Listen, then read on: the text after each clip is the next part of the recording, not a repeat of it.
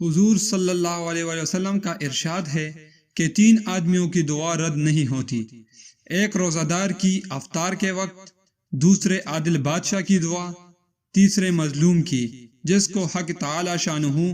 بادل سے اوپر اٹھا لیتے ہیں اور آسمان کے دروازے اس کے لیے کھول دیے جاتے ہیں، اور ارشاد ہوتا ہے کہ میں تیری ضرور مدد کروں گا، گو کسی مصلحت سے کچھ دیر ہو جائے۔ حضرت عائشہ رضی اللہ عنہ سے نقل کیا گیا ہے کہ جب رمضان آتا تھا تو نبی کریم صلی اللہ علیہ وسلم کا رنگ بدل جاتا تھا اور نماز میں اضافہ ہو جاتا تھا اور دعا میں بہت عاجزی فرماتے تھے اور خوف غالب ہو جاتا تھا۔ دوسری روایت میں فرماتی ہے کہ رمضان کے ختم تک بستر پر تشریف نہیں لاتے تھے۔ ایک روایت میں ہے کہ اللہ تعالیٰ نے رمضان میں عرش کے اٹھانے والے فرشتوں کو حکم فرما دیتے ہیں کہ اپنی اپنی عبادتیں چھوڑ دو اور روزہ داروں کی دعا پر آمین کہا کرو،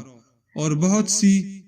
روایات سے رمضان کی دعا کا خصوصیت سے قبول ہونا معلوم ہوتا ہے، اور یہ بے شک بات ہے کہ جب اللہ کا وعدہ ہے اور سچے رسول صلی اللہ علیہ وسلم کا نقل کیا ہوا ہے تو اس کو پورا ہونے میں کچھ شک نہیں، لیکن اس کے بعد بھی بعض لوگ کسی عرض کے لیے دعا کرتے ہیں مگر وہ کام نہیں ہوتا تو اس سے یہ نہیں سمجھ لینا چاہیے کہ وہ دعا قبول نہیں ہوئی، بلکہ دعا کے قبول ہونے کے معنی سمجھ لینا چاہیے۔ نبی کریم صلی اللہ علیہ وسلم کا ارشاد ہے کہ جب مسلمان دعا کرتا ہے بشرط یہ کہ قطع رحمی یا کسی گناہ کی دعا نہ کرے تو حق اللہ تعالی شانہ کہ یہاں سے 3 چیزوں میں اسے ایک چیز ضرور ملتی ہے: یا خود وہی چیز ملتی ہے جس کی دعا کی ہو، یا اس کے بدلے میں کوئی برائی یا مصیبت اس سے ہٹا دی جاتی ہے، یا آخرت میں اسی قدر ثواب اس کے حصے میں لگا دیا جاتا ہے۔ ایک حدیث میں آیا ہے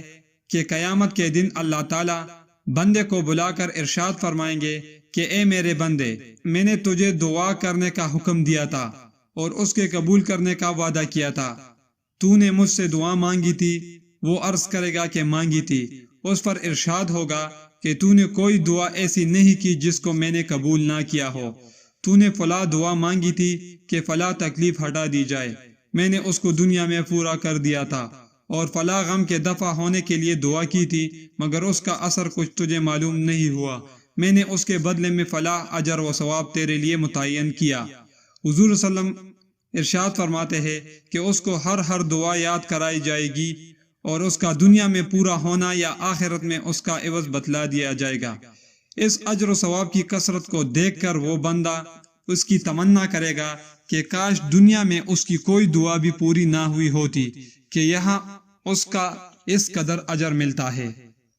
عرض دنیا نہایت ہی اہم چیز ہے، اس کی طرف سے غفلت بڑے سخت نقصان اور خسارے کی بات ہے، اور ظاہر میں اگر قبول کے